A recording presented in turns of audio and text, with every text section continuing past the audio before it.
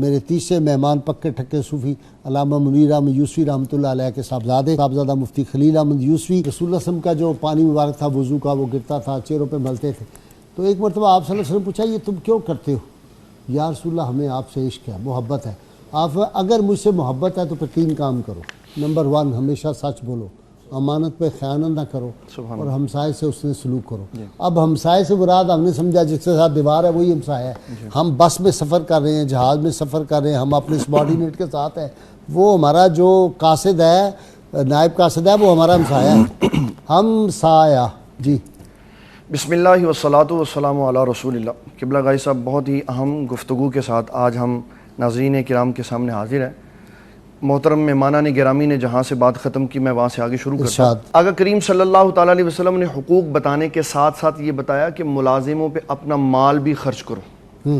آقا کریم صلی اللہ تعالیٰ علیہ وسلم سے جامع ترمذی کی روایت پوچھا گیا، ایک بندے نے عرض کی حضور میرے پاس کچھ درہم و دینار ہوتے ہیں تو میں کہاں پہ خرچ کروں؟ تو نبی صلی اللہ تعالیٰ علیہ وسلم نے فرمایا سب سے پہلے اپنے ماں باپ پہ خرچ کرو. پھر آقا کریم صلی اللہ تعالیٰ علیہ وسلم نے فرمایا ماں باپ پہ خرچ کرنے کے بعد اپنی ذات پہ خرچ کرو. تیسرے نمبر پر فرمایا اپنی بیوی پہ خرچ کرو. چوتھے نمبر پر فرمایا اپنے ملازم پہ خرچ کرو. پھر اس کے بعد نبی صلی اللہ تعالیٰ علیہ وسلم نے صدقہ دینے کا طریقہ کار بھی بتایا. فرمایا تمہارے دروازے پہ کوئی مانگنے والا آ جائے نا تو مرد کو چاہیے کہ اپنی اہلیہ کو پیسے دے، اہلیہ کو چاہیے کہ اپنے بیٹے کو دے، بیٹے کو چاہیے کہ ملازم کو دے، اور ماتحت کو چاہیے کہ باہر فقیر کو دے. اس طرح اللہ تعالیٰ سب کو ثواب میں برابر سے شریک فرما. واہ واہ واہ واہ. وہ ڈاکٹر رافعہ ایک دن کہہ رہی تھی کہ جب آپ نے کسی کو چیز دینی ہے نا گھر میں تو بیٹے کو کہو کہ وہ بہن کو دے کے آئے، یا اگر کوئی ساتھ کزن ہے ان کے تو ان کو کہو یہ اپنے کزن کو دے کے آئے. ڈاکٹر رافعہ نے بتایا تھا اس سے ان کی نفسیات بہت بہتر ہو جائے گی. دینے والا ہاتھ بن جاتا ہے، لینے والا نہیں رہ جاتا. یہ کمال ہے. پھر نبی صلی اللہ تعالیٰ علیہ وسلم کی تعلیمات میں سے ایک سب سے اہم بات ہے جس پہ ہم اپنے عملی پریکٹیکل لائف میں دیکھتے ہیں، سب سے پہلے یہی کرتے ہیں. فرمایا جب ملازم کوئی شے تمہاری ضائع کر دے، نقصان کر دے تو اس کو ڈانٹتے ہوئے توہین نہ کرو. یہ نہ کہو کہ تو ایسا ہے اور ایسوں کا بیٹا، اس کے ماں باپ کو کچھ نہ کہو. اور ہم سب سے پہلے بات ہی یہاں سے شروع کریں، تو فلانا ہے، تو فلانے کا بیٹا. اس سے منع فرمایا کہ اس کی توہین کرتے ہوئے اس کے ماں باپ کو کچھ نہ کہو. اور پھر توہین سے بھی منع فرمایا. فرمایا اگر تم ملازم کی توہین کرو گے تو وہ قیامت والے دن تمہارے پاس آئے گا، اللہ کی بارگاہ میں عرض کرے گا یہ میری بلا وجہ توہین کرتا تھا. تو ابو یوسف کہتے ہیں کہ آقا کریم صلی اللہ تعالیٰ علیہ وسلم کا فرمان ہے جس نے ملازم کی توہین کی، اپنے ملازم کے حقوق کو نہیں پہچانا، قیامت والے دن اللہ اس کے نامہ اعمال سے نیکیاں نکال کے اس کو دے دے گا. تو فرمایا میں حقوق کی رعایت اس لیے کرتا ہوں تاکہ میں دنیا کا مال اس کو دے دوں اور آخرت میں نیکیاں میری ضائع نہ ہو. اور پھر حقوق کی رعایت کرتے ہوئے کھانے کا بروقت دینا اور اس کو گالی گلوچ نہیں کرنا. جس طرح بھی آپ نے انٹرو میں کہا کہ ماں کا تانا دیا یا اس کے رنگت کی، اس پہ اللہ تعالیٰ جل جلالہ نے قرآن مجید نازل فرما دیا. اچھا.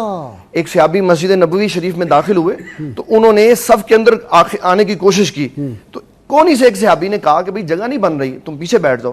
انہوں نے 2-3 دفعہ حضور پاک صلی اللہ علیہ وسلم کی زیارت کے لیے ایسا کیا تو اللہ تبارک و تعالیٰ نے قرآن مجید نازل فرمایا یہ تمہارے بھائی ہیں، ان کو غلط القابات سے نہیں بلا سکتے. وہ حدیث پاک آپ کے ذہن میں ہوگی کہ جس میں آپ نے فرمایا کہ جب کھانا پکائے تمہارا خادم تو اس نے دھواں کھایا ہے کھانے کا، اس کو ساتھ کھلاؤ، اس کو ساتھ کیونکہ اس نے بناتے ہوئے جو دھواں بیچارے نے پھانکا ہے تو اس کا زیادہ حق ہے اس کو ساتھ بٹھا. حضور صلی اللہ تعالیٰ علیہ وسلم کی تعلیمات یہ بتاتی ہیں کہ اس نے کھانا بنایا، اس نے گرمی میں. ہمارے ہاں تو ہم نے یہ بھی دیکھا سوشل میڈیا پہ کہ ایک پیر صاحب ہیں وہ کھانا کھا رہے ہیں اور خادمہ کو کہا تو منہ پرا کر کے بیٹھ. آپ نے دیکھا ہوگا بہت زیادہ وائرل ہوئی. بہت اس کا ہوا. تو نبی صلی اللہ تعالیٰ علیہ وسلم نے نہ صرف یہ بتایا بلکہ ان کی تعلیم و تربیت کے بارے میں بھی آگاہی دی کہ یہ نہیں ہے کہ جو تمہارے پاس ہے نہ اس کو نماز پڑھنے دی، نہ اس کو علم سکھایا اور اس کی کسی ذمہ داری کا خیال نہیں رکھا. فرمایا کہ جو نمازی تمہارا ماتحت ہے اس کے حقوق کو دوسروں سے زیادہ جدا کر کے رکھا کرو، اس کو ڈانٹو بھی نہیں. حضرت انس رضی اللہ تعالیٰ عنہ اس میں سب سے زیادہ ہمارے سامنے ایک رول ماڈل ہے. آپ فرماتے ہیں میں نے 10 سال نبی صلی اللہ تعالیٰ علیہ وسلم کی خدمت کی، آپ نے ایک دن بھی نہیں فرمایا اف بھی نہیں مجھے. اللہ اکبر اللہ اکبر اللہ اکبر. حضرت انس فرماتے ہیں ایک دن آقا کریم صلی اللہ علیہ وسلم نے مجھے کہیں بھیجا تو میں بھول گیا، لیٹ ہو گیا وہاں، تو آپ نے فرمایا یہ کیا کر رہے ہو، یہ کیا آپ کی محبت تھی. اور پھر ملازم کو ہم تو بددعائیں دیتے ہیں. فرمایا یار تم نے مجھ سے بڑا انتظار نہیں، تو نے مجھے بڑا انتظار کروایا. اللہ اکبر. اور پھر قبلہ غاری صاحب ملازموں کو بد دعائیں نہیں دیتے، دعائیں دیتے ہیں.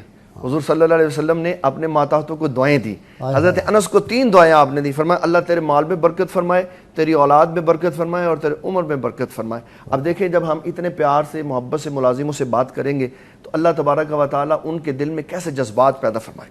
جناب زید کی شہادت کے بعد ان کی بیٹی کو گلے سے لگانا, پیار کرنا, ان کے گھر جانا اور اشکبار ہو جانا ان کی یاد میں. اللہ اللہ. اور حضور صلی اللہ تعالیٰ علیہ وسلم آپ بیان کرتے ہیں کہ جب ملازم کے ساتھ دوسرے سلوک کیا جائے گا اور آگے سے پھر وہ اطاعت اور فرما برداری زیادہ کرے گا تو اللہ تعالیٰ اس کو 2 ثواب عطا فرمائے گا, ایک اللہ تعالیٰ کی اطاعت کی اور ایک مالک کی اطاعت کی.